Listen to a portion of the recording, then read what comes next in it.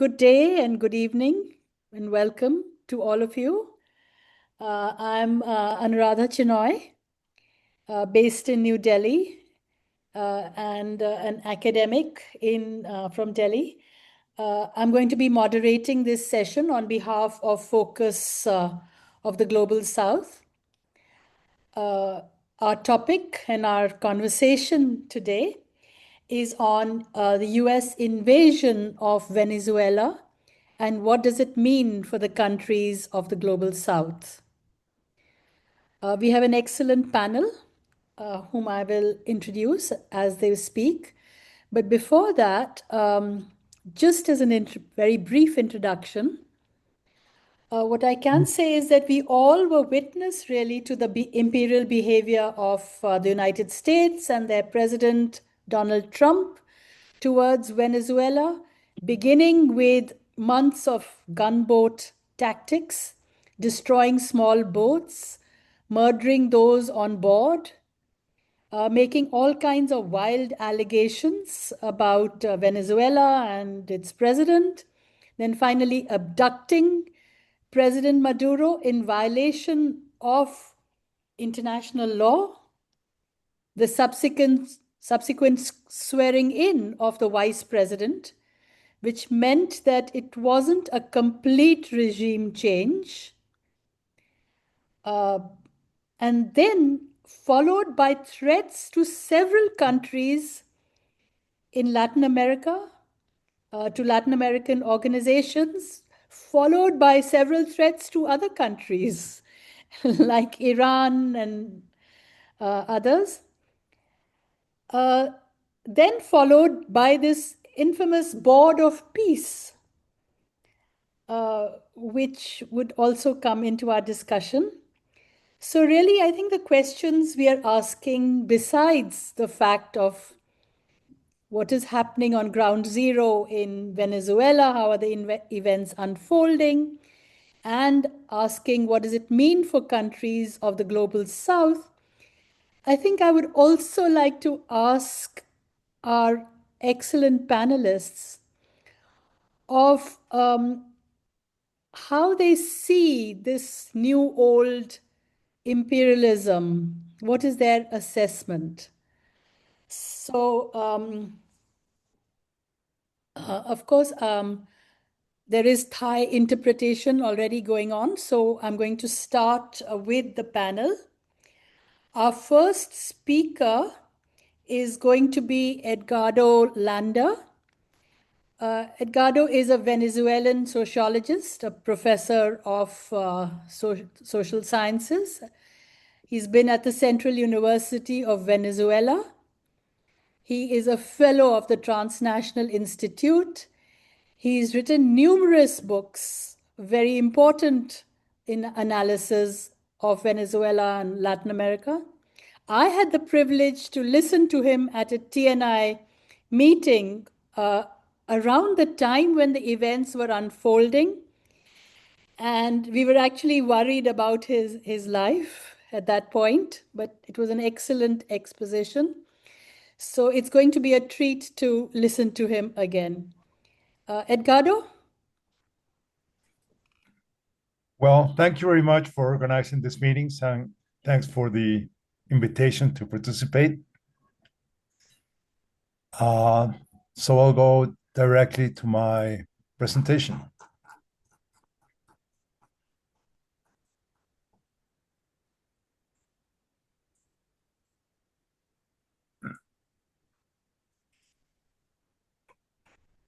First, I'd like to deal with the issue of what were the internal conditions in Venezuela before this military intervention and the kidnapping of Nicolás Maduro by the Trump administration. As you all know, but I think it's important to repeat, Venezuela has experienced a very deep economic crisis for more than a decade now. In one decade, the economy shrank by approximately 80% without a war having occurred. This was a consequence of both external and internal factors. During the first term, Trump imposed severe economic sanctions on Venezuela, particularly on two crucial sectors of the economy: oil and finance. For a country where oil represents 95% of its export values, the loss of its main market, its source of inputs and spare parts, and access to external financing contributed to the collapse of the economy. Precisely this was the purpose of the sanctions. A core aspect of the sanctions is the fact that of their extraterritorial nature. That is, their imposition not only affected Venezuela's relationship with the United States, but also with multilateral organizations, companies, corporations, and countries worldwide. These sanctions have constituted a flagrant violation of international law and can be properly spoken of as acts of war. However, the sanctions are only part of the determinants of this profound crisis. Internal factors were equally, and according to some interpretations, even more decisive in this crisis. Political instability, an economic policy based on spending oil revenue without any systematic productive investment programs, inefficient public management, widespread corruption, the massive nationalization of companies that, under the Cuban influence, equated socialism with statism without the required management capacities, and very significant, the military control or a high proportion of the most important economic activities. When the economic sanctions began to be applied for the first time in the first Trump administration, the Venezuelan economy was already in a significant decline for several years. Oil production had already showed a marked downward trend. There has been much debate in Venezuela about which of these two factors has had more impact on the crisis, but there's no doubt that their combined effect has, without doubt, been catastrophic. Beyond this economic collapse, the economy has lived through a multi-crisis in the political, cultural, social, and humanitarian spheres. There has been a severe tearing of society's social fabric. Levels of poverty exceed 80%. There is widespread childhood malnutrition. There is a severe deterioration of public services, education, health, electricity, communications. Simultaneously, there are very high levels of unchecked consumptions by a very small minority. Luxury cars, very expensive restaurants, shopping centers where you can, if you have dollars, you can find anything you want. There are levels of inequality never before experienced in the country. In the last 2 years, authoritarianism has deepened. In the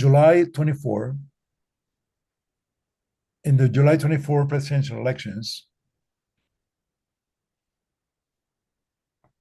when the government realized that it was facing a resounding defeat, it invented an alleged hacking of the electoral system from North Macedonia.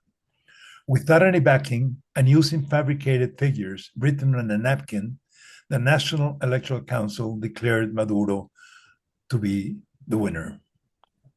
Until that moment, with few regional exceptions, the automated Venezuelan electoral system had guaranteed transparent and reliable elections that accurately reflected the will of the electorate. In this sense, the July 24 elections were a breaking point.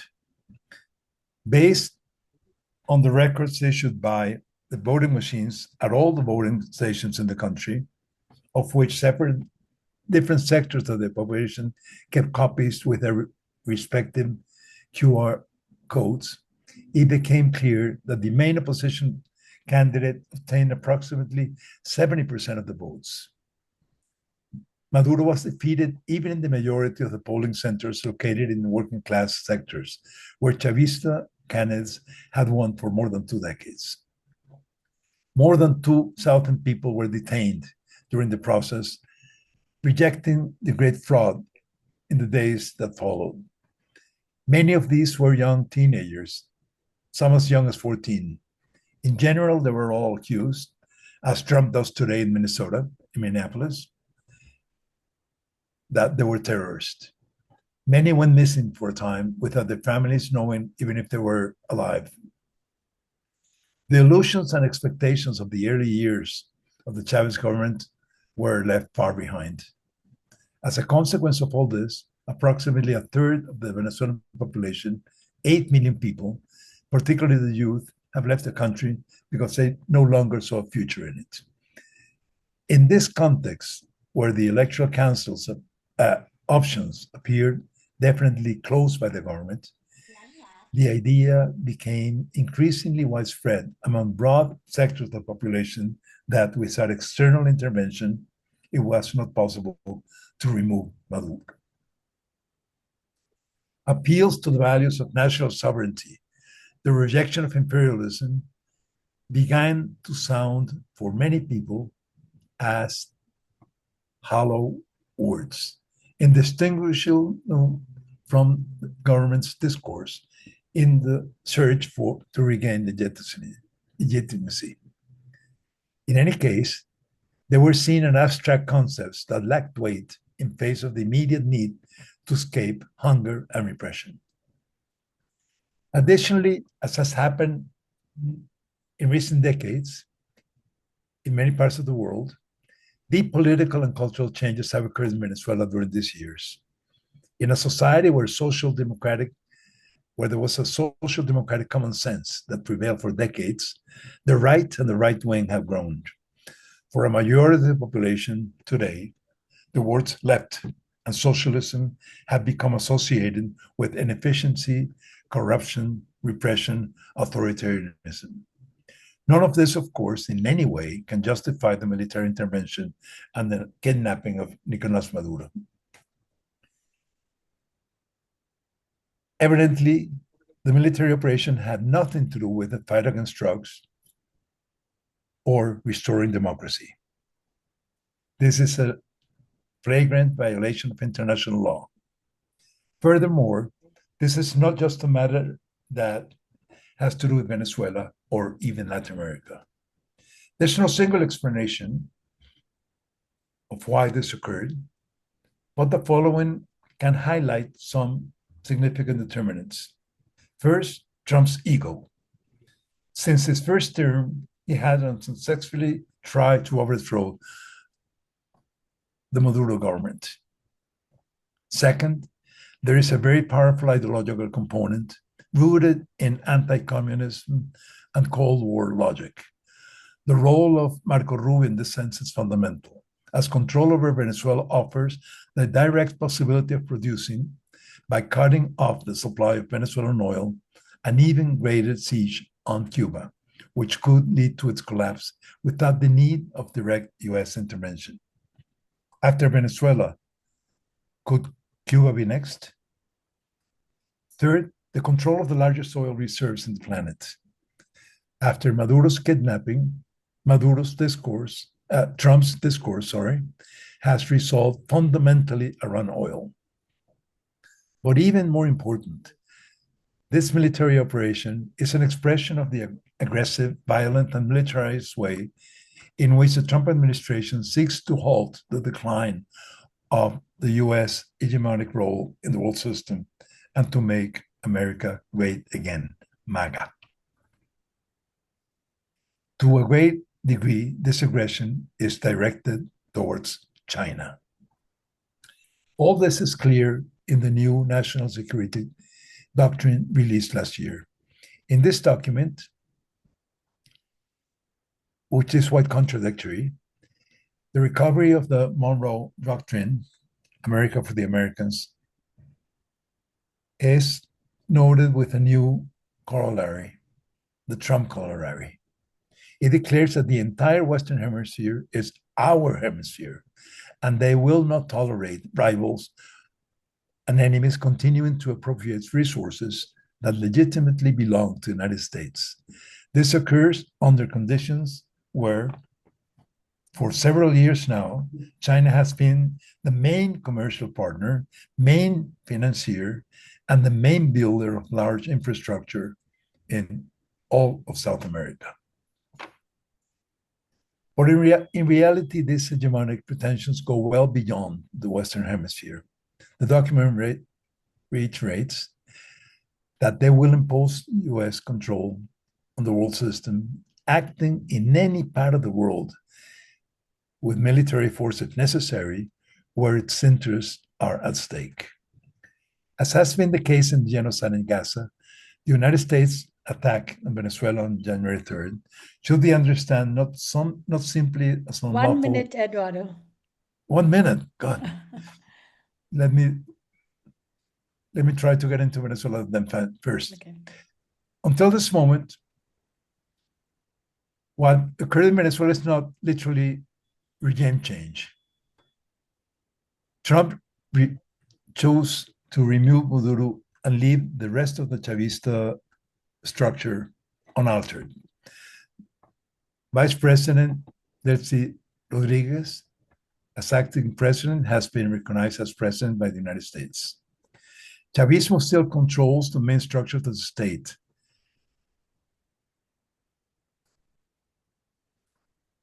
By subjugating the existing institution, Trump apparently seeks to guarantee maximum stability and avoid having to deploy massive troops.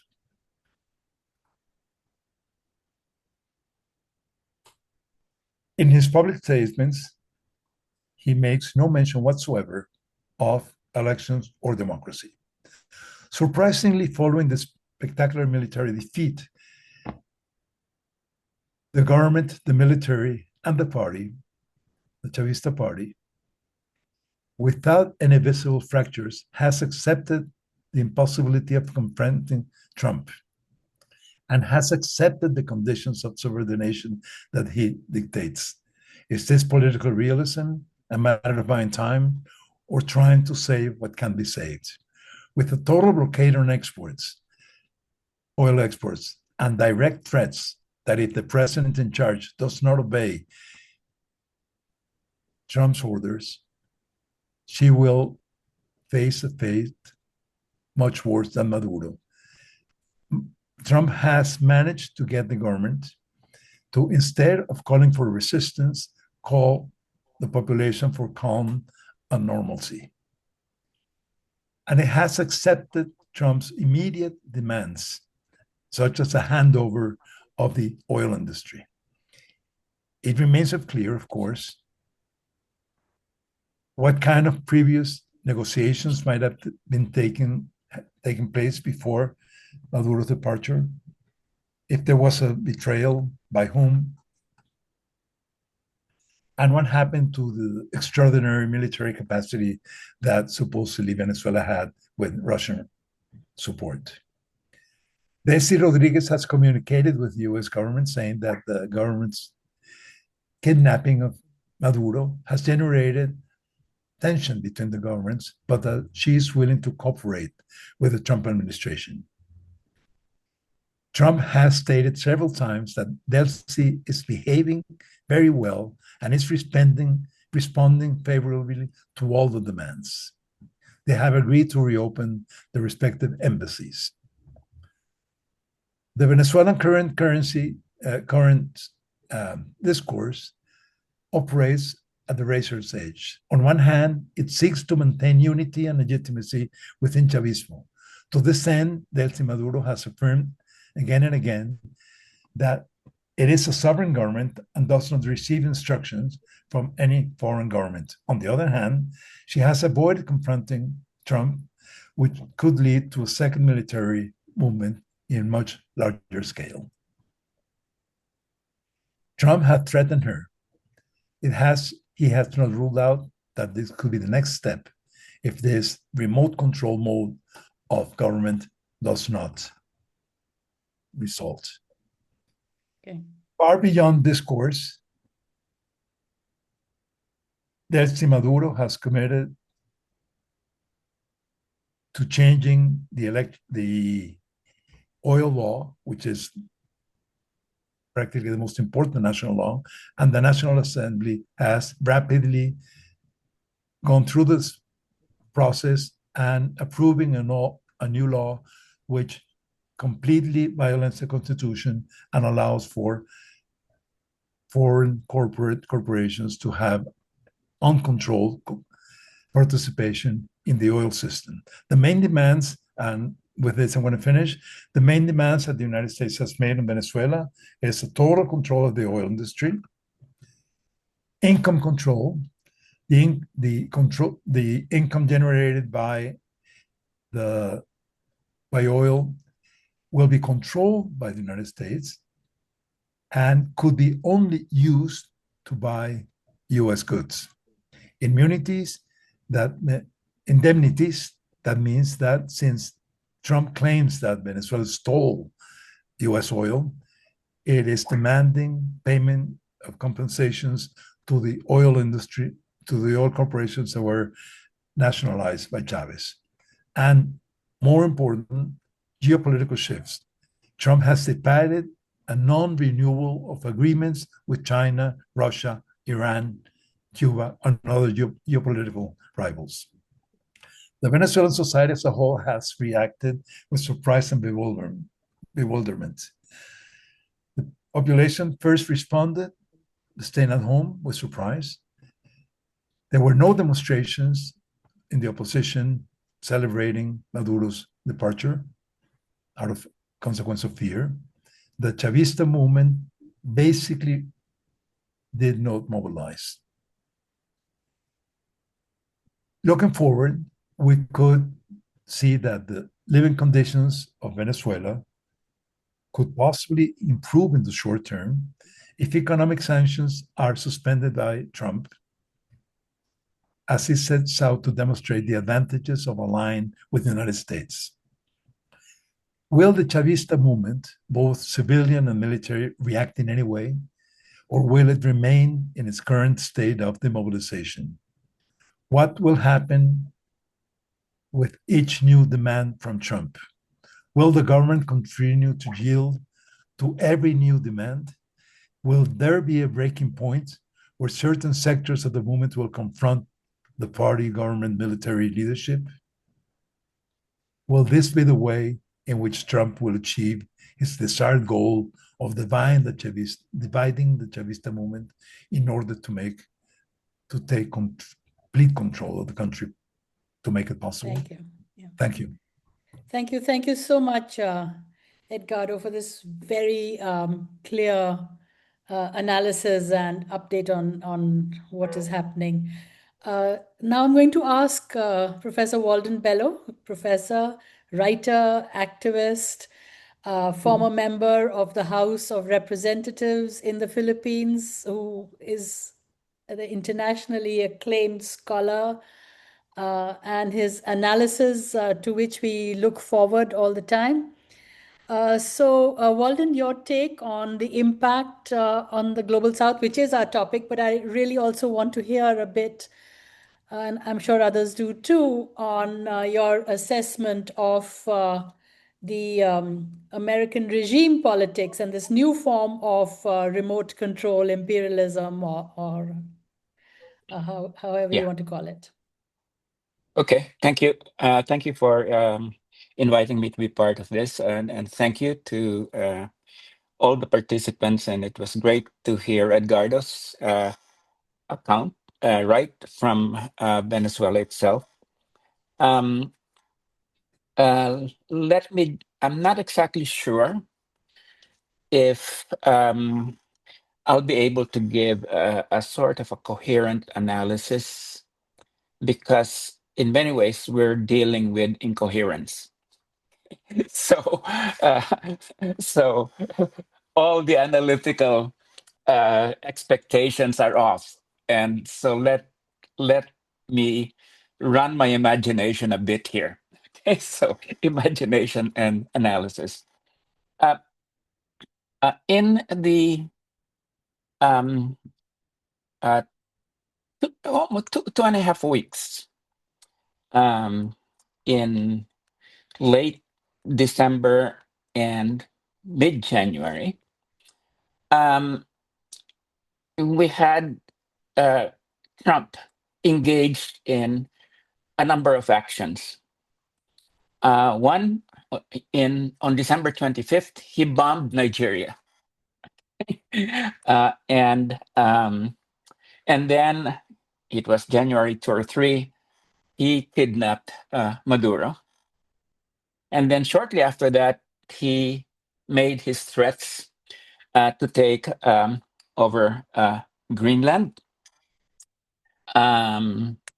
He was vague at first, but he did say at one point, well, it's not going to be military, but um, some other way. And then he confronted the Europeans, who became worried about this and began to talk with one another that anybody who would be opposing his plan for Greenland would face a major increase in tariffs. So, in other words, tariff war would result. And then, of course, lately he has made threats to intervene in Iran. I think one general rule in the Trump era is there's never a dull day. You might as well expect the unexpected, and psychologically adapt to that. Now, what is the logic behind Trump's moves? Is there? I hesitate to use. Is there a logic to Trump's madness? Because this is not, a case for. I think this is not a psychological problem, although part of it is. But in the PNI discussion,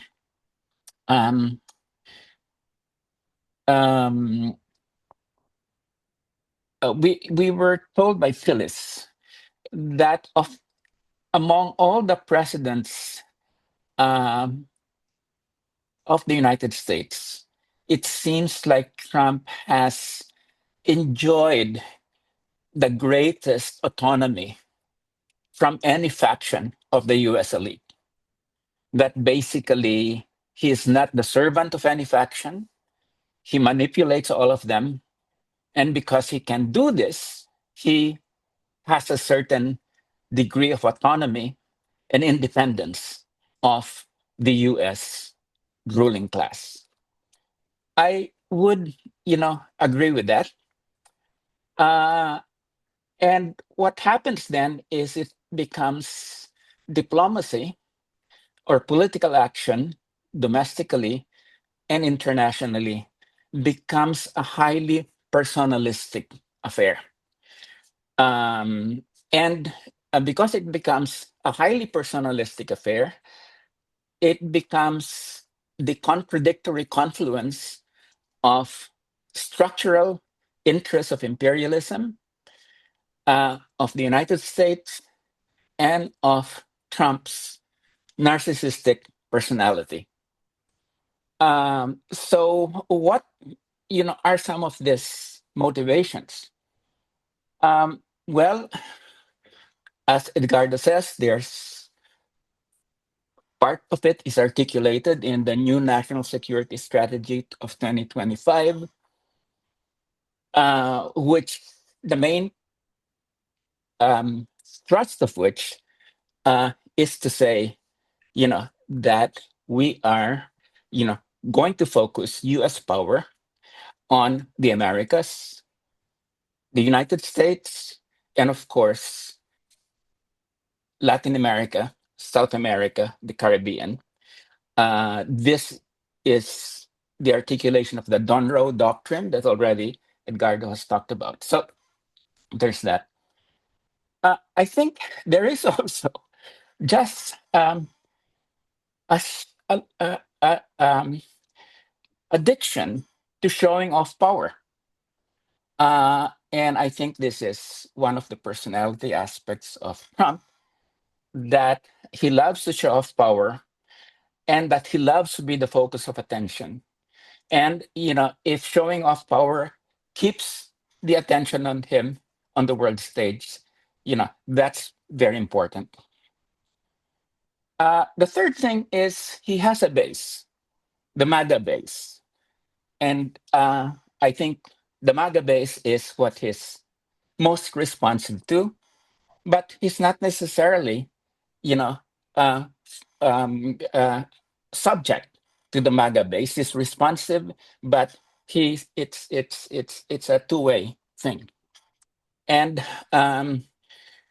the bombing of Nigeria on December 25 was a response to the Christian nationalist base, that had been circulating, this idea that there was massacres and oppression of Christians that was happening in Nigeria. So Trump, therefore, ordered a missile attack, and that was it. That and then he turned to Venezuela. And then there's this there's this trick in Trump that he never forgets things, and he is very envious of some other achievements of other presidents. He cannot get over the fact that he hasn't gotten the Nobel Prize and Obama has it. And I just wanted to say that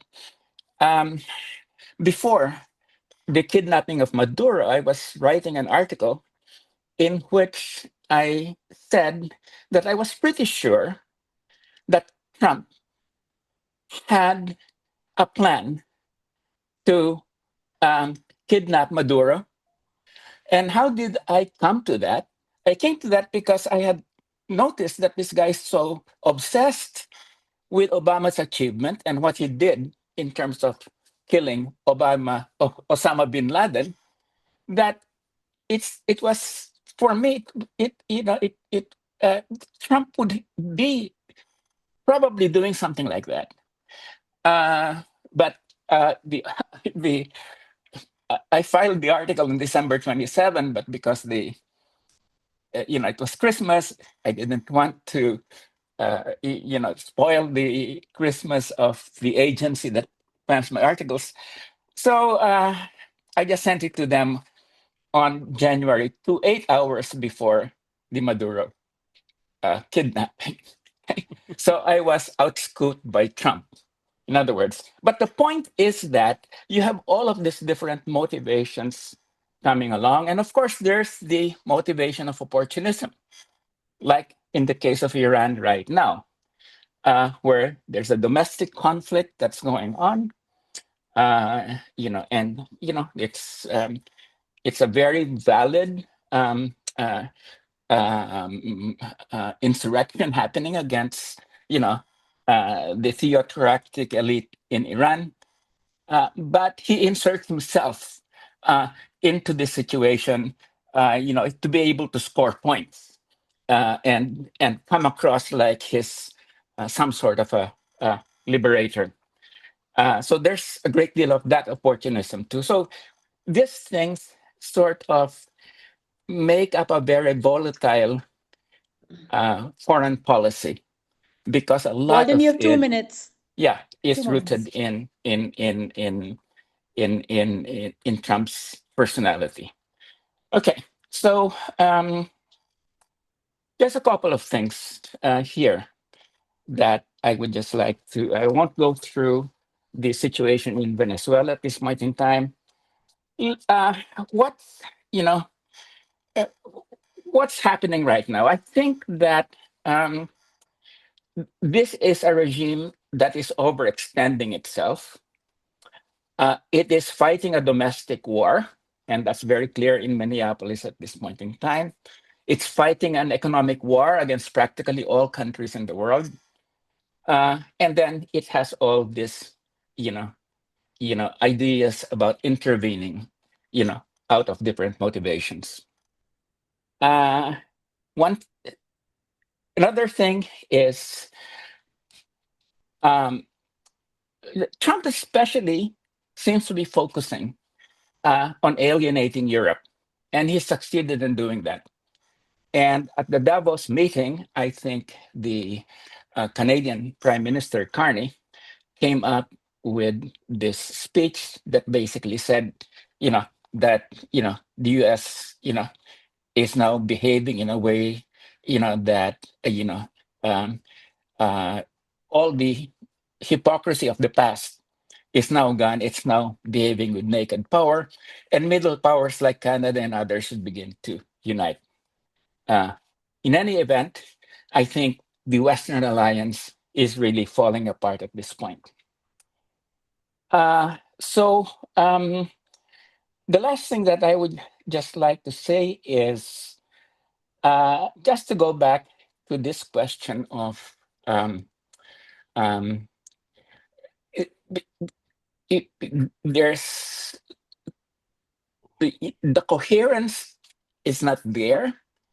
It's overextended, and it knows that it cannot put boots on the ground. If it intervenes, it doesn't like nation building. Trump hates that. He says, Bush, that was wrong. So it's a purely negative kind of thing. Okay. So if there's an intervention, it's by naval or air power, and then there's no real follow-up. And that might be what will happen in Venezuela too. So the only thing then that I would say is this. We are approaching a situation of real civil conflict in the United States. How is that going to play out and affect foreign policy? We need to investigate that.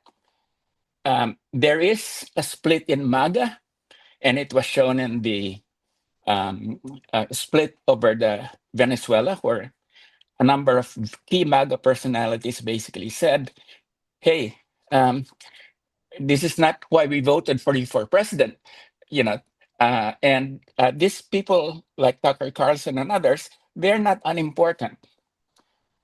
And finally, I think what is happening with the national security bureaucracy, with the US government, after all the firings that have happened, the demoralization, his spitting on the military and all of that, I cannot believe that there's no deep resentment that is going on there at this point. So rather than thinking, in my view, rather than seeing this as an all-power monolithic United States government, I think it's really quite desperate at this point in time. And that these various contradictions are going to emerge, and that November is coming. And I think because of all this incoherence, there is a likelihood that the Republicans are going to lose in the polls. And that's going to be another factor in terms of what's going to happen in the future. Thank you. Thank you. Thank you so much, Walton. And I hope once again what you say actually comes true about this split, and that the contradictions would ultimately lead to the emergence of some new form of resistance or alternative. In any case, now we have Leah Pinheiro Barbosa. She is a senior professor at the State University of Ceará in Brazil, where she is a former chair of sociology. She's a scholar activist and works closely with landless workers movement, the MST of Brazil. And she's written extensively on the indigenous peasant movements, So we look forward to hearing her insights and the impact really on these movements across, not just in Venezuela, but across Latin America. Leah? Thank you very much for Focus for invite me to participate in this webinar. Analyzing the consequence of the United States intervention in Venezuela is not an analysis of a particular case. It is a necessary analysis of global geopoliticals of what is shaping up to be a dispute over hegemony on a global scale. So in this webinar, we will think about two questions. What happened and what does it mean for the South global? In my presentation, I would like to focus on the second question. What does it mean for the South global, especially in Latin America? Firstly, it's important to understand that the invasion of Venezuela brings to the forefront a historical problem that we experience not only in Latin America, but through the global South. The changeless of building and consolidation, the democracy on the one hand, and the socialism itself as a revolutionary horizon on the other hand. Through the 20th century, this issue became more evident because there was a convergence, especially in the middle of the century, between anti-imperialist and colonial and socialist revolutionary process in Latin America, Africa, and Asia. At the moment, we were experiencing a concrete revolutionary horizon with broad popular participation, class consciousness, and critical political education. In that moment, critical think in the global South developed a critical and revolutionary theory about imperialism, the dynamics of colonialism, and the critical dependency theory. In this case, there was a political debate about the nature of our economic integration into capitalism and its dependence and subordinate character. And the revolutionary struggle aimed to build a socialist horizon with national and popular sovereignty. We no longer want to be a colony or subordinate to imperialism. In the case of Latin America, especially in South America and after Cuba Revolution of 1959, the United States strategy was to push hard for political and ideological intervention to prevent the advances of the democracy and the revolutionary movement, especially the communism in the region. This culminates in military coups in South America countries financed by the United States.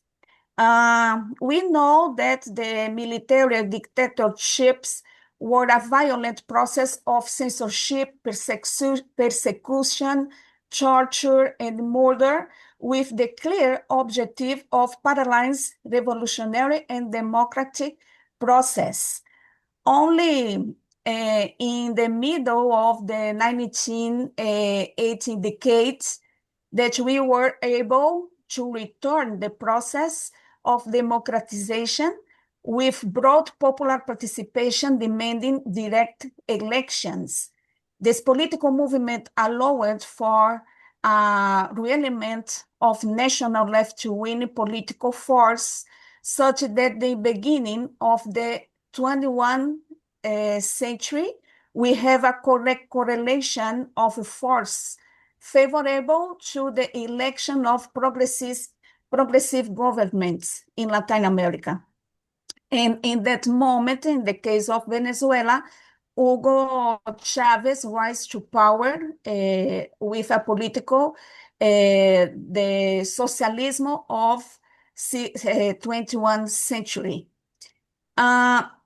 Therefore, at the beginning of the 21st century, there is a reconfiguration of the landscape with progressive governments and a possible alliance with the socialist camp, paving the way for Latin American and Caribbean integration on the left.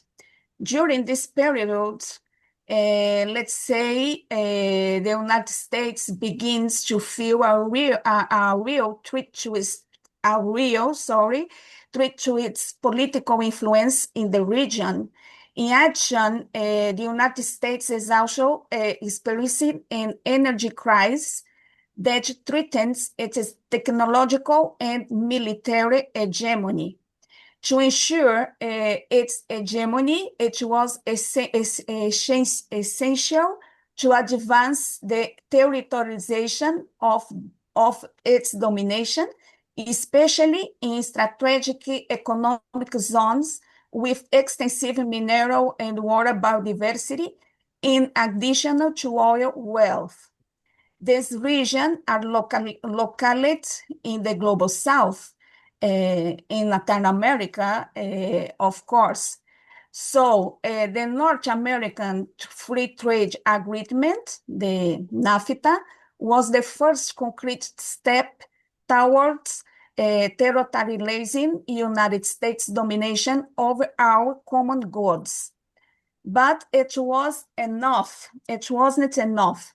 So it's in the first decade of the 200, the United States starts imperialist policy of political intervention, no longer through military coups, but through hybrid warfare and parliamentary coups.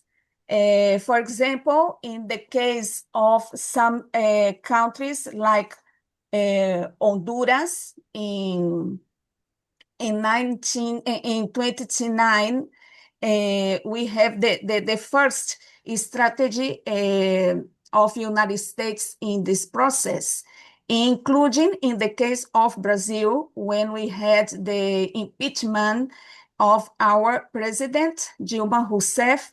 It was other example of parliamentary coup with incidents of United States. Other strategy, it was the media war to construct a negative narrative about Venezuela, like a communist dictatorship, was one of the main strategies used to consolidate public opinion among the social base of our countries. But there is a new element, the formation of BRICS, and in the second decade of this century, the rise of China as an economic power and advancement of its technological, military, and economical hegemony. In action, China was managed to extend its hegemony to Latin America and Africa with the Belt and Road and economic corridors, ensuring access to strategic minerals for its technological hegemony. The United States, on the other hand, is experiencing a deepening political, economic, and social crisis, which has been exacerbated by COVID, already under Donald Trump's administration. This crisis, which has also been developing over the last 20 or 30 years, has also led to an organic crisis in the United States and in internal political polarization. So, Leah, you have 2 minutes. Okay, so Gramsci, for example, said that when we have a big crisis and don't have a alternative way, the authoritarianism emerges and the fascism. So in the Donald Trump administration, we can see one example for this in the actuality political in Latin America. For example, in the case of Venezuela, we need interpret the invasion, the military occupation, like a message, a clear message for Latin America, because it's not a particular case, including Donald Trump. Donald Trump told about this. One moment, because I have only 2 minutes. Donald Trump, for example,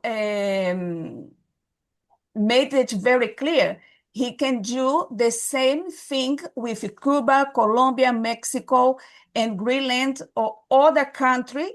And the invasion of Venezuela is a message of discipline in the dispute of the hegemony and a real threat to the sovereignty of people in national contexts. So we have some important tasks in the process of building critical think in the South Global. First, I think it's very important in our sociological analysis put the correct name for the phenomenon of the 21st century. We live now imperialism, fascism, and neocolonialism in Latin America. These 3 categories we were extensively developed during the 20th century disappeared from our analytical focus, especially during the first phase of progressive governments.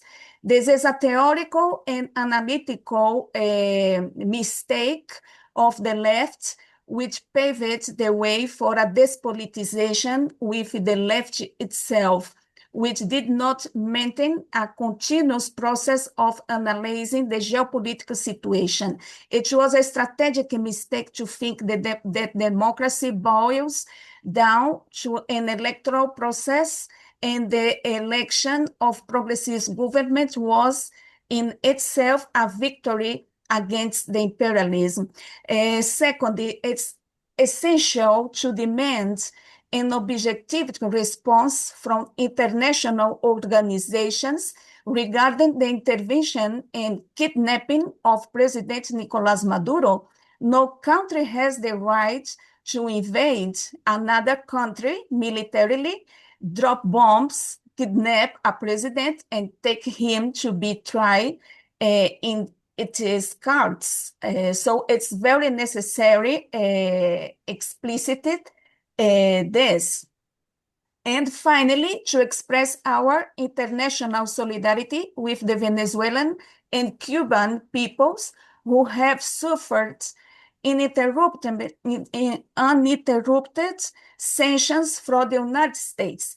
The crisis today in Venezuela and the crisis today in Cuba is the result of the imperialism action of United States in Latin America, and the war media and the war economic war today. It's an example of this imperialism. So there's some elements I want to share with you, and thank you very much for the space. Thank you, Leah, and thank you for your conclusion about how we need to bring back and rework the idea of imperialism, especially because I saw that the latest Economist, which is a voice of global capital, talks about imperialism. So we can't let them take over this discourse. And now we have Peter Rosset. He is a scholar activist who recently retired as a senior professor at the ECOSUR Advanced Institute in the Chiapas, Mexico. He's currently the adjunct professor at the Social Research Institute of Chulalongkorn University in Thailand. So he's teaching also in 2 universities in Brazil. He's a board member of Focus on the Global South and a former secretariat staff of La Via Campesina International. So with his wide range from Brazil to Southeast Asia, we all look forward to hearing him on how this is impacting all these countries and some kind of comparative analysis. Peter? Thank you very much, Anu. Thank you, Focus, and thank you to the other speakers. It's a pleasure to be here. Obviously, very concerned about what's happened in Venezuela. Also concerned about how the very justifiable outrage over ICE in Minnesota has completely displaced Venezuela and the kidnapping of a sovereign sitting president from the news media around the world. So it's very important that we discuss this and that we fight against any tendency for short-term memory or complacency, because I do believe that we've inaugurated or re-inaugurated a new phase of old new imperialism, as our moderator said at the beginning, and as Professor Leah also insisted. I think that we have, as Walden said, we have kind of a going back to a spheres of influence policy, America for the Americans, the Donroe doctrine, and that combined with new military method, the low-cost military method, which we saw, which we've seen several times recently, notably as Walden said with Obama, but now with Trump, we've also remembered the kidnapping of Aristide from Haiti, and Manuel Noriega, Panama, but there was a lot more loss of life there, although there was much more loss of life in Venezuela than the news media would lead us to believe. But this is very concerning because, as Professor Leah said, every government in Latin America is wondering if their security apparatus could protect them from what Trump called the discombobulating machine, which shut off all communications, all military and civilian communication and electricity in Caracas at the moment of the invasion.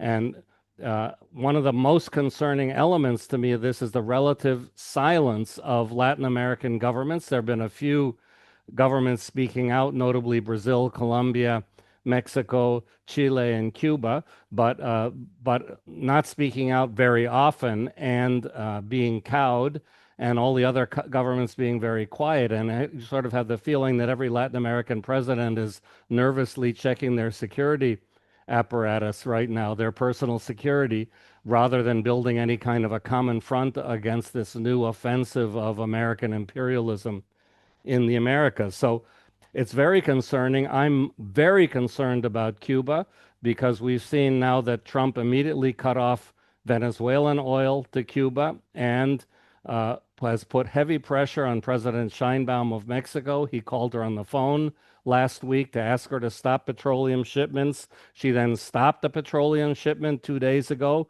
refuses to confirm or deny it, but made quite clear in her press conference yesterday that in fact she did stop it, but wouldn't say why or how permanent this is. But I think no country in the 21st century can survive on zero petroleum. That doesn't matter whether you have good or bad administration of your government, you can't survive. And so that could be the end of Cuba as we know it if Trump effectively cuts off all petroleum, also considering a naval blockade. But it's imperialism without putting U.S. troops at risk. If he can do it just by pressuring Latin American presidents now, and if China and Russia don't live up to any kind of history of left anti-imperialism and supply that petroleum, what's going to happen what's going to happen to Cuba? And it's amazing the silence of countries around the world, and extremely worrisome.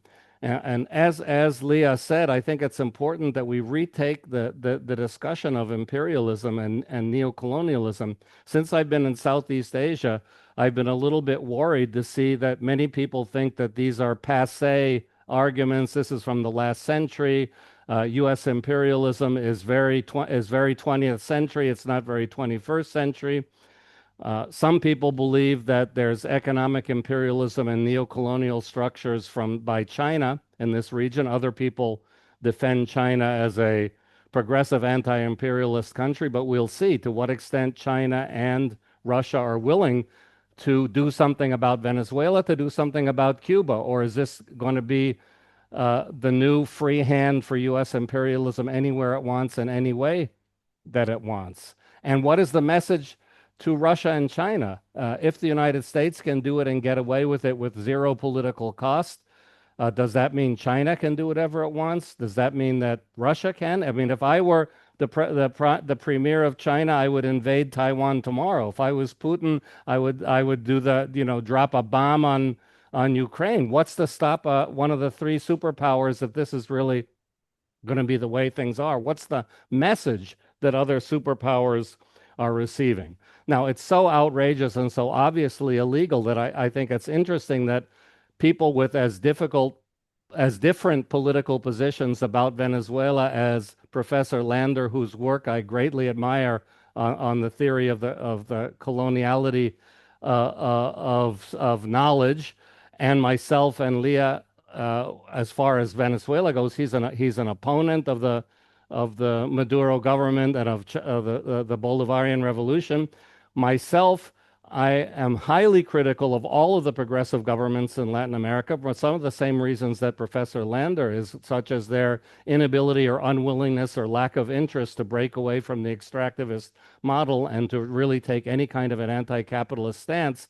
But on the other hand, I feel, and it's not the issue, Venezuela good or bad, Maduro good or bad, but I do feel some straightening of the record is in order in my 10 minutes. I've always felt that Venezuela was the least bad, or you might call that the best. I would call it the least bad of the so-called progressive governments who've turned out to be some kind of populist neoliberalism by and large. But Venezuela has very interesting ongoing experiments, such as the communes and the communal councils, of which there are now more than 3,000, more than 4,000. Obviously, only about a quarter of them may be functioning very well. But there's a huge debate around Latin America about autonomy for civil society to run its own affairs, whether it be indigenous people in rural areas, whether it be peasants, or whether it be people in urban slums around Latin America. And we have both de facto radical autonomies like the Zapatistas or like what the Mapuche are calling for, but we also have juridical constitutional forms of partial autonomy. And in that sense, I can say they've mostly failed in countries like Bolivia, Ecuador, but I think that the experiment with communal power in Venezuela is maybe, I can't call it yet successful, but it's in a process of being built as a different possible route towards socialism today, in a very different world from the last century socialist revolutions, and something that I believe should be treasured by the global left, and something that we should be outraged that's being put into danger by this action of U.S. imperialism.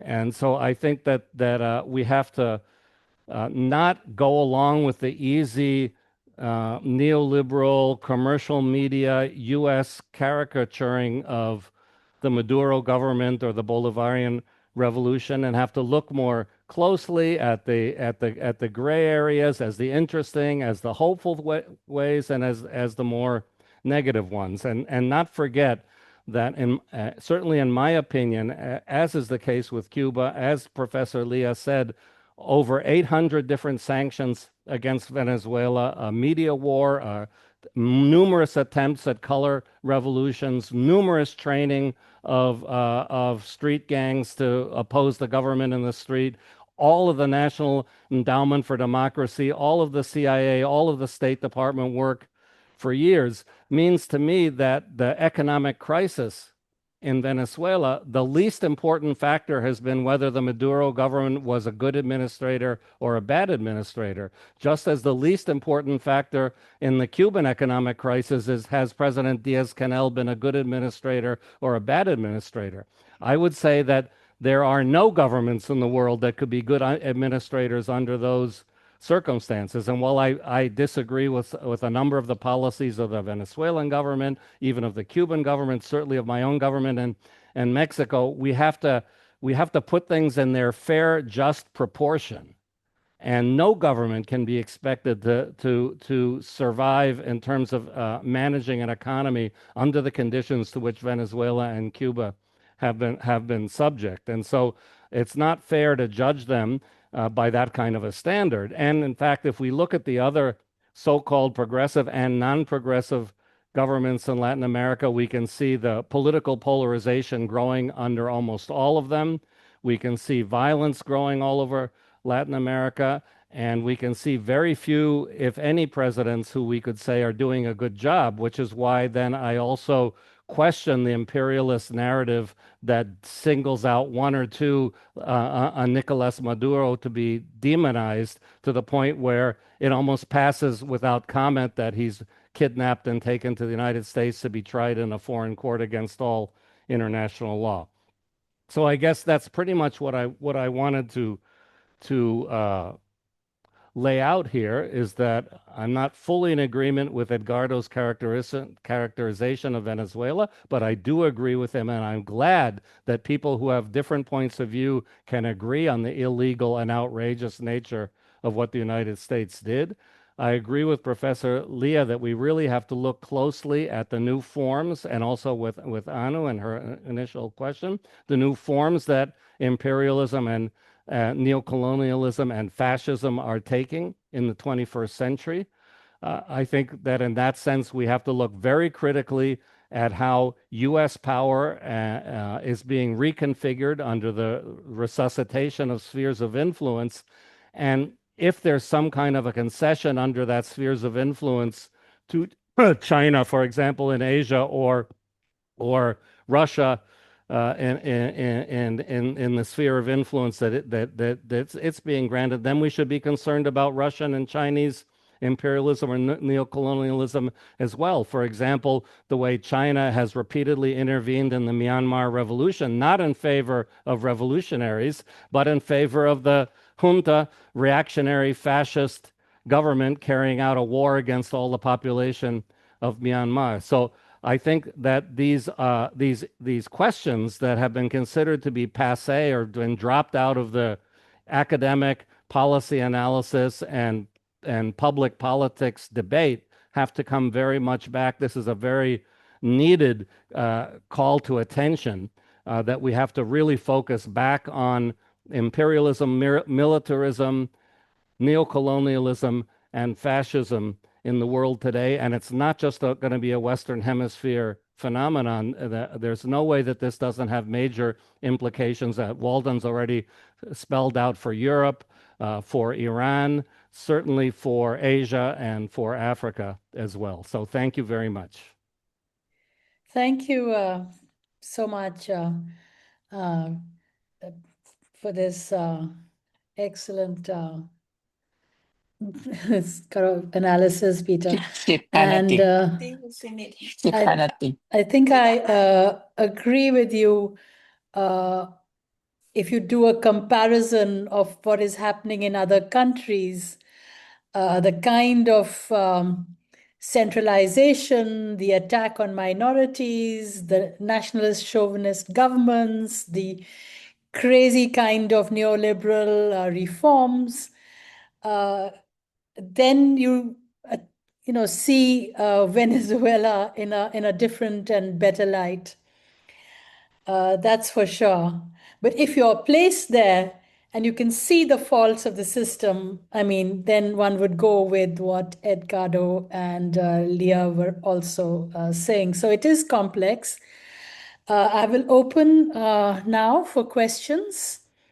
You can type it in the chat, or if you raise your hand, maybe we can also unmute, but please keep your questions short. Direct them to whichever speaker you would like to address them, or to everyone. And then I would like to give all the speakers time to answer the questions, sum up, or add to any point they might have missed. So I can see Phyllis's hands up. So Phyllis, will you unmute yourself and ask your question? Yes, thank you. And thank you all. Very interesting presentations. I have a quick question, and I did want to add a point that I think was not covered here. I think in the context of our need to reclaim the discussion of imperialism, which I certainly agree with, we also need to be discussing internationalism, and that means focusing on the movements against imperialism and fascism. In the United States right now, we have had a 2-year-long struggle to maintain and build the movement against genocide in Gaza, the US-backed effort to destroy Palestine. And at the same time, to do that in the context of building an anti-fascist movement as the Trump administration has consolidated power.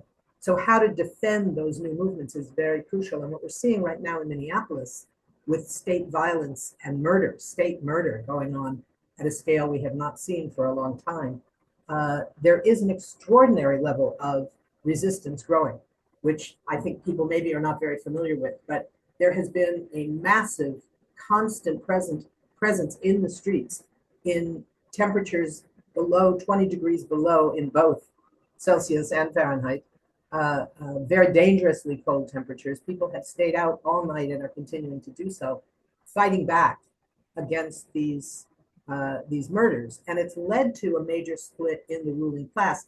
Those splits have not just happened. They have not happened just because there were disagreements in the permanent state officials or something like that. It's happening because there is a massive public movement that is changing this. So I think it's really important to keep in mind that whole question of the movements that are underway everywhere, including in the United States. So the question that I have, which is really for any of them, but particularly I think for Edgardo, is how they see the not exactly how, but what are the frames that they believe should be the focus of anti-imperialist movements around the world that are focusing both on fighting against fascism in their own countries, particularly in the countries of the North that are aiding the imperialist projects in so many places, and of course here in the center of imperialism itself. What are the issues that should be at the center of that to take up the anti-imperialist component as we look around the world, as these fascist tendencies within right-wing governments are gaining more and more power and more political support from working class elements across their countries? That is part of the reality. Thank you.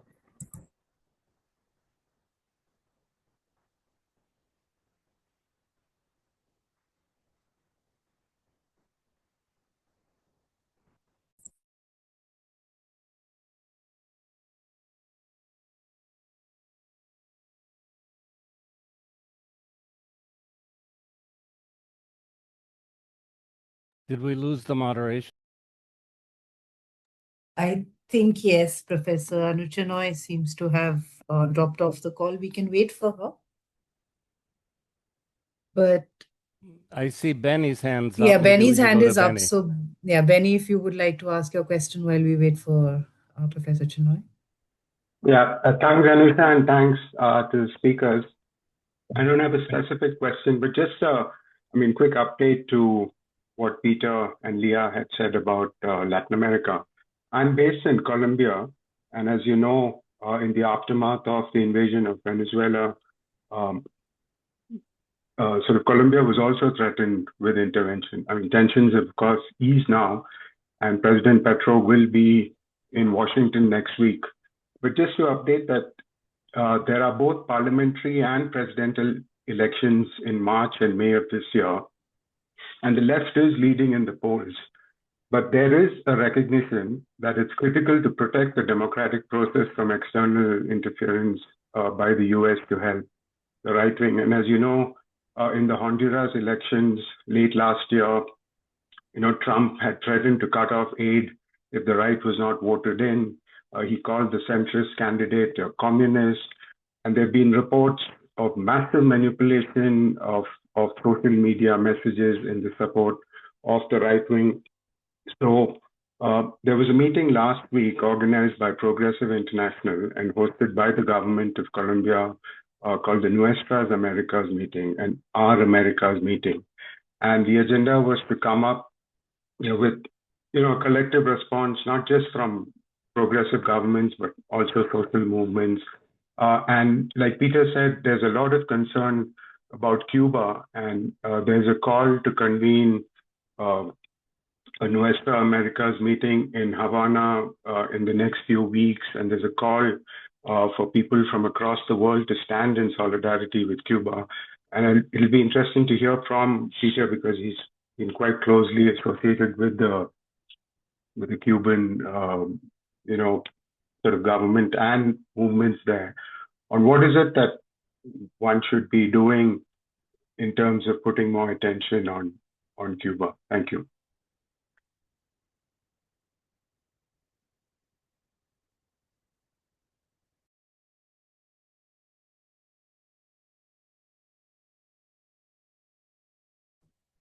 Okay, sorry. My internet went and I'm back. So, any other question?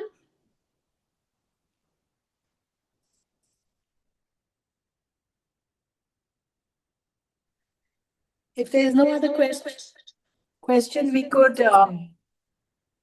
get the speakers back to address what Phyllis and Benny said, and if there's anything else they would like to add. Can I begin with Peter?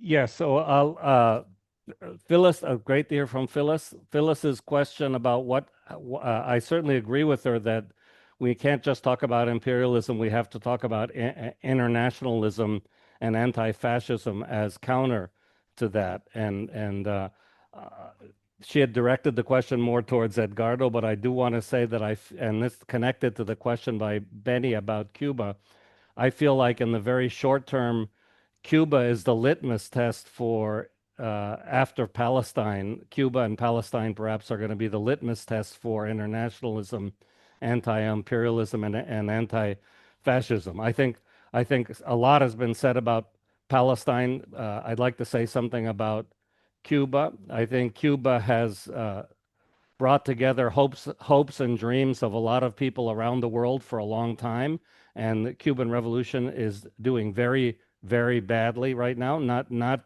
by their own making, but because of the initial sanctions of the first Trump administration, which were then intensified by the Biden administration, and now even more intensified by the Trump administration, and Trump now having managed to cut off apparently the two major suppliers of petroleum to Cuba, Venezuela on January 3rd, and it appears that perhaps Mexico, as of the last few days. I don't think Iran is in condition to send very much petroleum. Russia has sent a few tankers that were sanctioned by the US, so the Russian government decided to send them to Cuba. But already last year, Cuba was operating on 25% to 40% of their normal petroleum. That could go down very close to zero. Already with 25 to 40%, that produced a food crisis in the cities because food being produced in the countryside could not be shipped to the city. It produced unbelievable consequences for healthcare. It produced outpouring of migrants leaving the country as economic refugees, not as political exiles, but as economic refugees. And with Trump now possibly cutting off all petroleum and/or using a naval blockade to do that, and Marco Rubio has also suggested putting all of the private enterprise in Cuba, which is the way the Cuban government survived the last 2 years by permitting a small private sector to do import and export.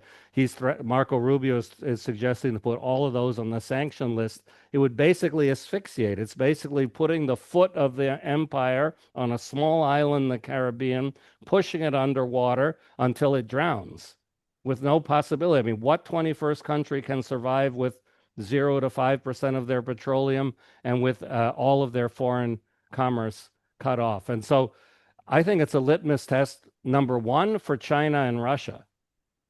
They're the other big powers in the world. I remember the Soviet Union, good and bad things that we all remember about the Soviet Union, but the Soviet Union would not have let the United States do what it's doing now without a very severe political and or military price being paid. So what are China and Russia now that some people dream of them as an anti-imperialist bloc? China just committed to continuing their $80 million a year aid for Cuba. That's nothing.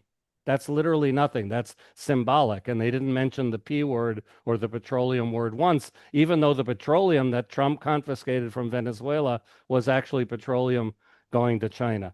So, and then international movements. I mean, are we going to stand up for Cuba? Are we going to thank the Cuban people for having crystallized our dreams on the global left for so many years? Or are we just going to let the United States do what it wants with no political cost being paid because everybody is so worried about their own situation that they don't have time to look internationally? And of course, internationalism is key because by the time they come for us, if everybody else is gone, to paraphrase the famous phrase, where are we going to be at? Thank you. Edgardo, there's a question for you in the chat, which says, do you think there will be parts of the Chavista movement turning against the Rodriguez government, protesting first, obvious complicity with the US? So you can answer these various questions and you're summing up, Edgardo? You have to unmute.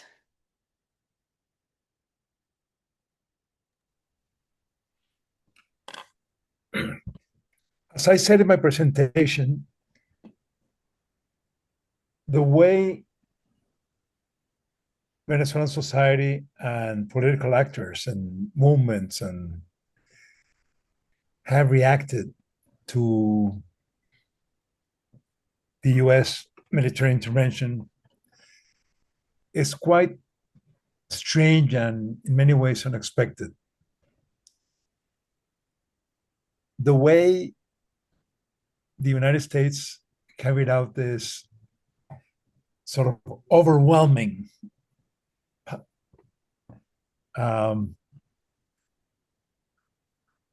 demonstration of power left everybody surprised.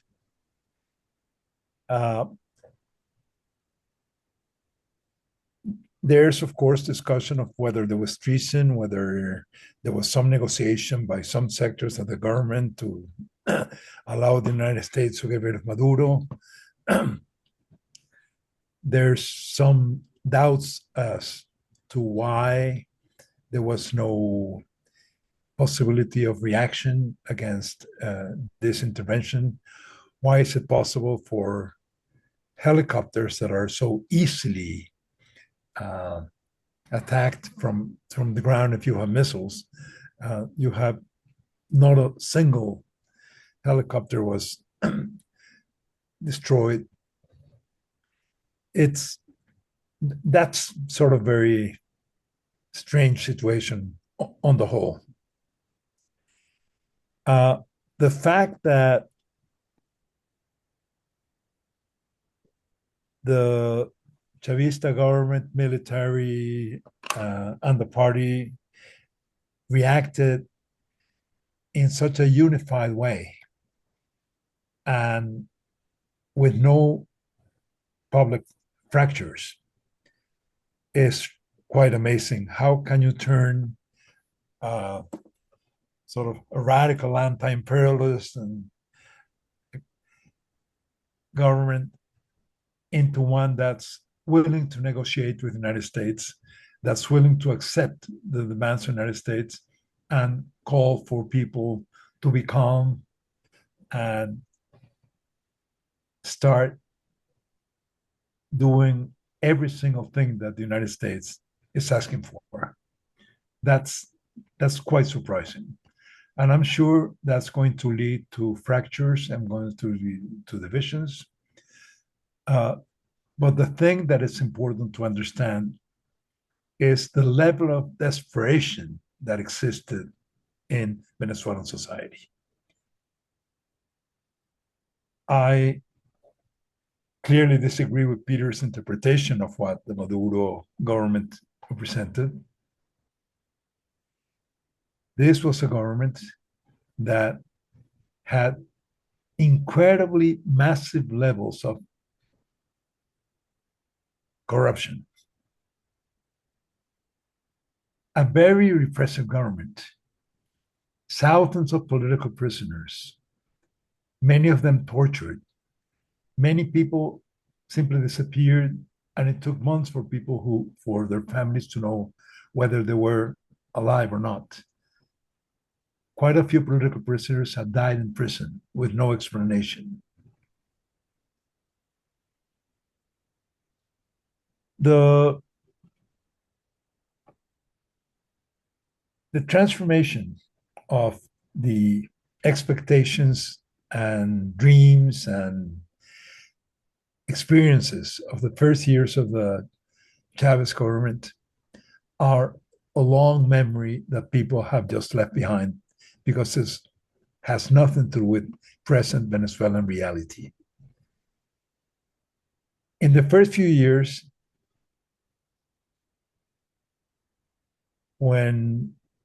before the Chavista revolution was declared to be socialist, in the context of the current Venezuelan constitution, which is a sort of a very progressive and advanced sort of social democratic constitution with lots of rights and lots of new methods of participation and modes of organizing, et cetera, was an incredibly vigorous, dynamic process with grassroots organizations of all sorts relating to water, to education, to alphabetization, to land rights. And it was an incredible dynamic. But as the government became more and more sort of state-centered and in many ways Leninist in its conception of power, in its conception of the role of the state, the role of the political party, it became more and more centralized. It created this political party, which in no way incorporated some sort of reflection of what was the experience of a one-party system in real existent socialism. So there was this gradual trend towards a more state-centered, state-controlled, this fusion of state and party and the military, and then eventually the police. In the last year, Maduro talked about a civic, military, police government, civic, military, police alliance. The incredible transformation and incredible potentials of this grassroots organization and autonomy that was created during the first few years was systematically cut down by the government by its increasing control. It created a whole massive institutional and legal structure for poder popular, popular power, which established detailed norms of how people should organize, what they should do, how they took decisions, and most important, where their resources came from.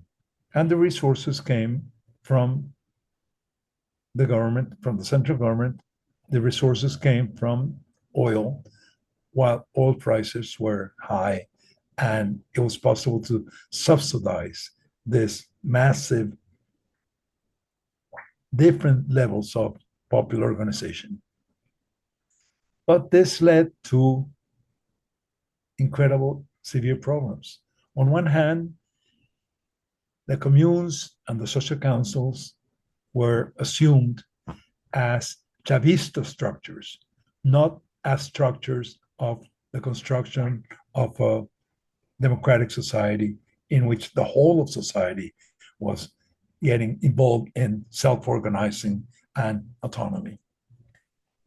The fact that the party and the state became this, in practice, the same thing, meant that as the resources came from the state, the party always decided and imposed its politics on every single form of popular organization. This had no autonomous economic base, except for some very wonderful but small scattered experiences in the rural areas that were an exception, not the rule. Most of the communes and social councils had no alternative source of income. There were political organizations. They could not possibly be autonomous organizations because they had no source of wealth creation that they carried out themselves.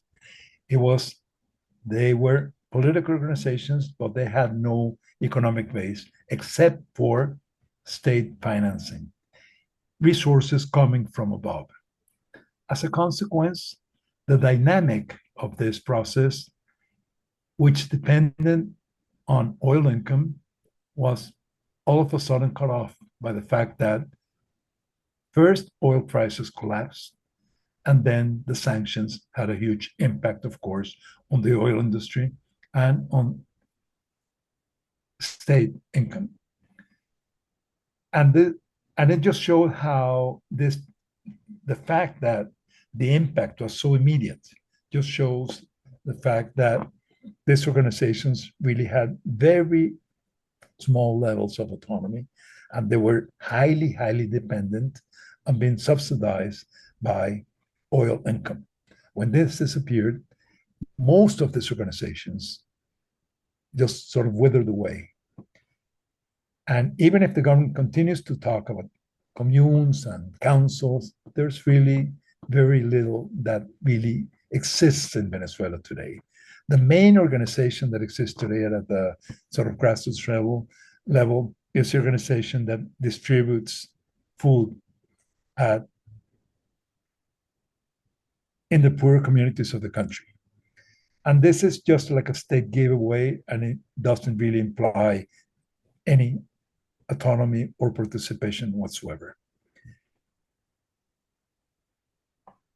The fact that the great majority of the population in Venezuela today rejects the government, the fact that the right wing has increased in its presence and its voting power so rapidly, the fact that after years and years of a wonderful electoral system, fully automated, in which there was no doubt that the results showed by the system corresponded to people's will, the fact that in front of people's experiences, where people knew the results in their community, in their voting centers, and they shared this information, the fact that the results presented by the voting machines were kept by many, many, many people in Venezuela, and they completely contradicted what the government claimed that had happened, just was, as I said before, a breaking point.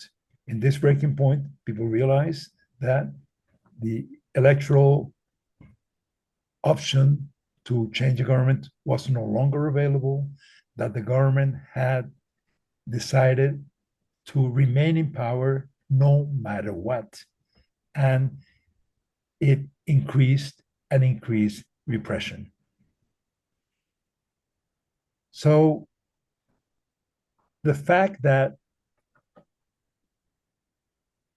so many people in Venezuela, unfortunately, I think this is really incredibly unfortunately, that so many people in Venezuela today in some way welcome or assume as inevitable that the United States intervened is deplorable.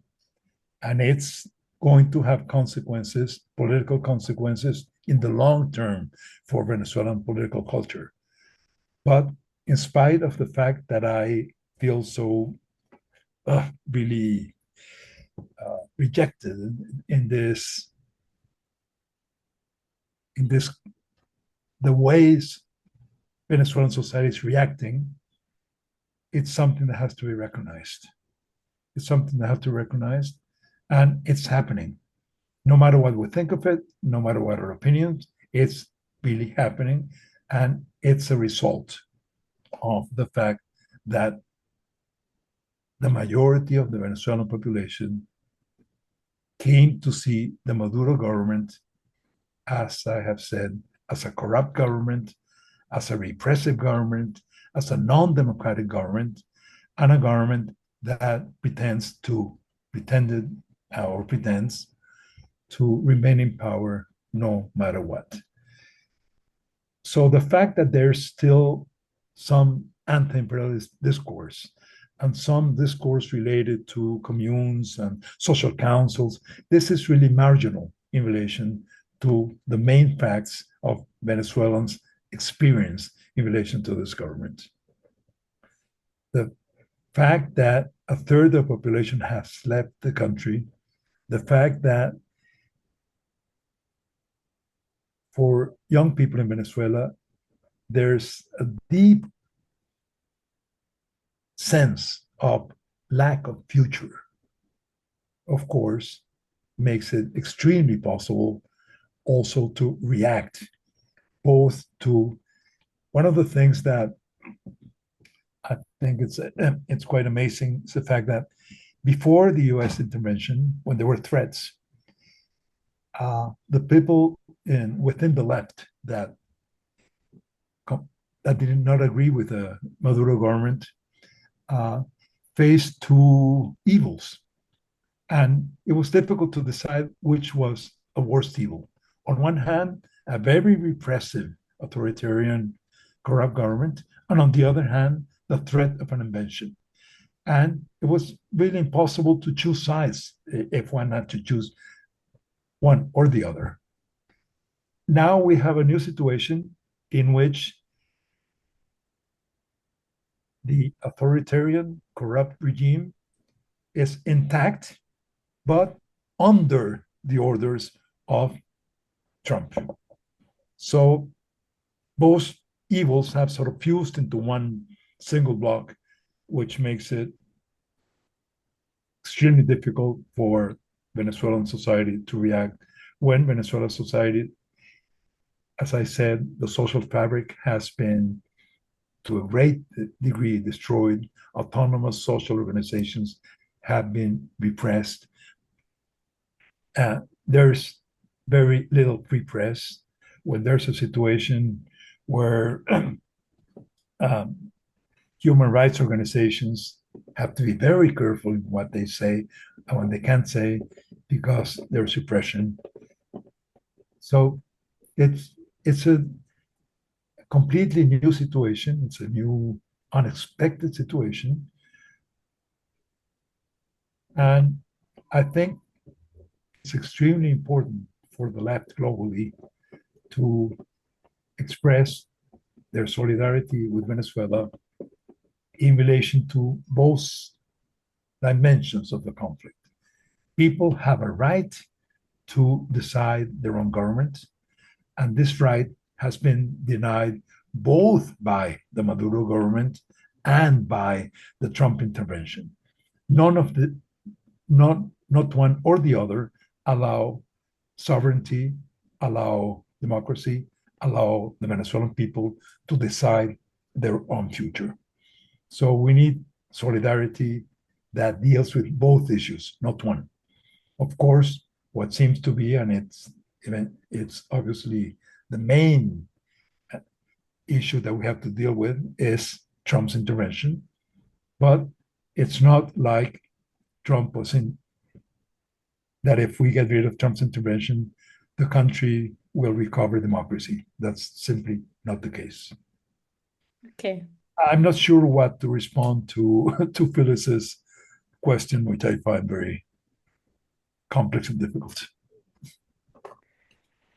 Okay, thank you. Thank you for that response, Eduardo. There is one kind of comment, question from Raquel.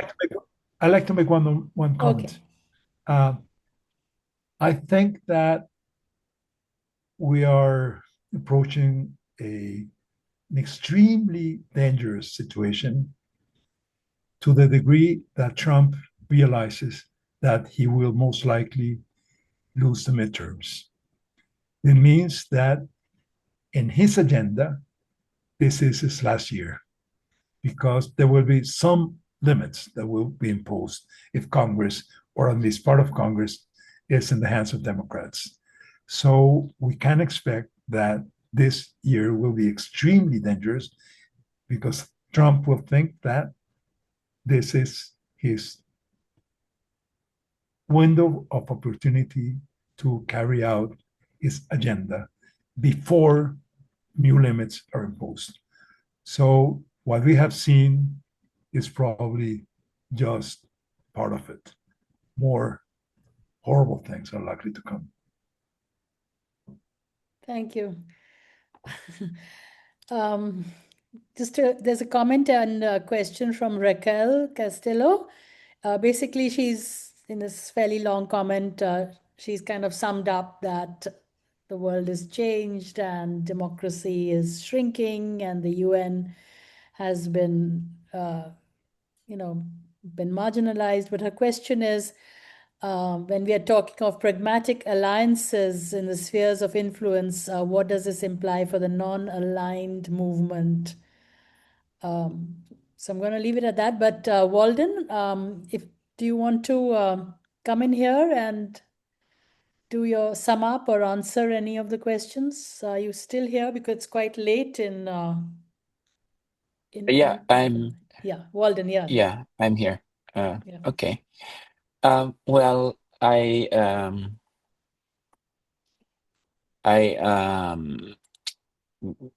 think what Edgardo mentioned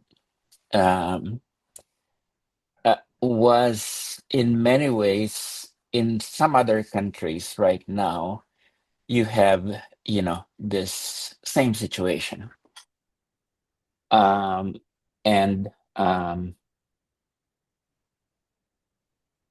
Sorry.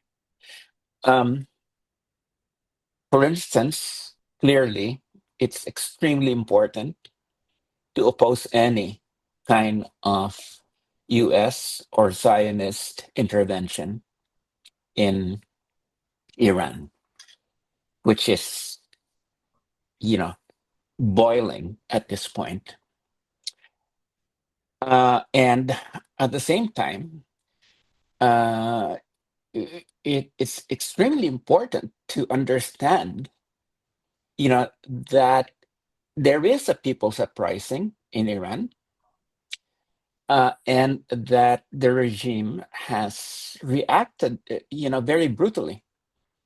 And it's not just sort of the Western media or narrative that is being articulated. There is, in fact, really tremendous repression going on. And so I think what this demands from progressives is we must be very, very discriminate. And, even as we oppose any kind of imperial intervention, I think it's important that, we understand those movements for what they are, and they are expressions of resistance, and that therefore they deserve our support, instead of just being dismissed as, oh, it's the Mossad that's creating this, oh, it's the US that's doing this. Of course, the imperial powers will try to take advantage of internal dissent. That's given. But I guess what I'm trying to say is that increasingly situations like this will be there, provide opportunities for the imperial power, but at the same time are very legitimate, expressions of opposition, to, years and years of both political repression and economic crisis. And so I think that as the situation in Iran begins, to come to the forefront, it's very important that we have this really discriminate approach to it, so that we can react in terms of what's good for the people. That's what I would like to just say. The second thing that I would just like to say is that while we must have a respect for power, for imperial power, let us also realize that it's a very dialectical process. That the problem with imperial power is it feels like it can just do everything at once, and then boom, you have an overextended power. And basically it creates its own problems.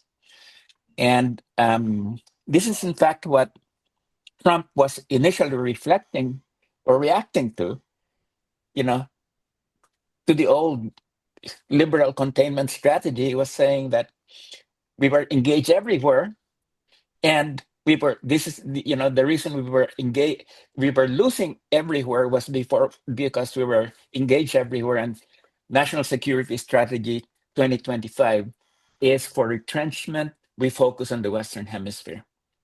But again, as I was saying, you have this mix of a personality, structural issues, imperial power, and this is a very volatile mix. That it has a natural tendency for overextension. So the last point is this is definitely a new world. I don't really like Carney, but when he said that it is a it is a point of rupture, it is a point of rupture at this point in time. And the ruptures are going to become even more prevalent as we go along. So it's we're entering really a brave new world, to use that kind of a term, in which small countries, people's movements should really be prepared to analyze things very carefully and move very carefully, even as we express, solidarity. The old formulas, the old slogans no longer work. Okay, and in many ways that's bad, but it's also, I think, times for opportunity for progressive movements. So there's this good and bad situation about this very fluid situation that we're now embarked on. Thank you. So the last response is from Leah, but I do see one hand up of Monica. We run out completely out of time. We've been here I for think 2 hours. you read Monica's question already. Yeah, I a read while ago. Monica's question. Okay, so Leah, No. if you would No, she didn't sort of read give your my last question, but sorry. it's okay. Go ahead, It's too Monica. late. No, it's okay. It's too late. It was before, and Margarita, and it passed through. Now it's too late. Okay, let's listen to Leah. Okay. So, true reflection, finally reflection. The first, it's about the context, internal context of Venezuela. I don't know, we live now a lot of polarization in our countries. Venezuela is not the only case. In Brazil, in other countries, the political moment now, it's a real polarization in our countries. And for example, in the case of Brazil, we have recently the judge of the case of Bolsonaro. In the United States, start to intervene, try to one intervention directly in our political process. And this, it was very dangerous. It was necessary hard position of our president, because it's not possible in each case, United States will be the judge. So if we have a complex situation in our countries, including Venezuela, the people had the right to resolve internally. So the case in this webinar is denounce the imperialism, because it is the point, the imperialism.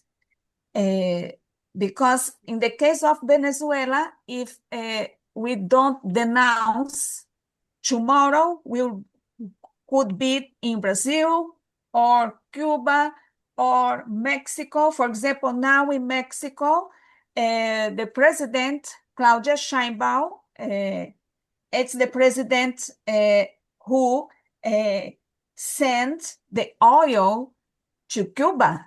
And Donald Trump all the time sent the message, if you continue, I will interview in the Mexico. So we live now a really dangerous moment in our national context, but in the regional context. And it's very, very, very important denounce that with the name. It's imperialism, it's new colonialism.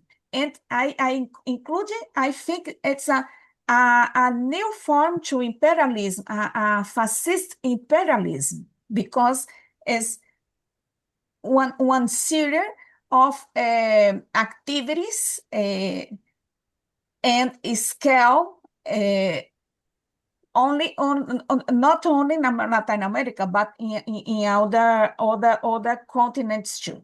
The second, finally, it's respect the popular struggle now in United States.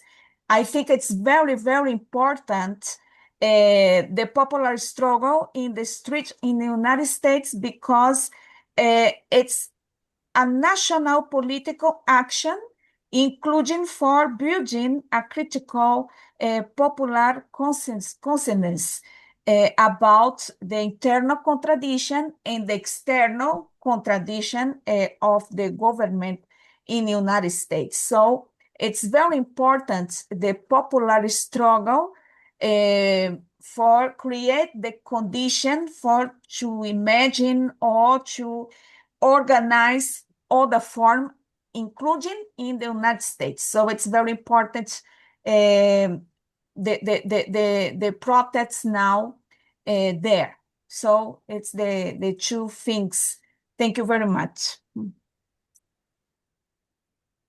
So thank you. This has been a very rich and engaging discussion, but I think it's a process we need to continue because there is just there are so many similarities, but there's also these contexts and differences, and we can see in South Asia, how we're being impacted by imperialism from outside and a kind of a growing hard xenophobic, nationalistic, some call it semi-fascism in all our countries also. So what are the primary contradictions, and how can we have a new social contract with our governments, which sometimes compromise and sometimes resist? So I think this conversation needs to continue, and I want to thank Focus, Anusha, Lal, and others, and all our wonderful speakers, and we can close here. So thank you very much.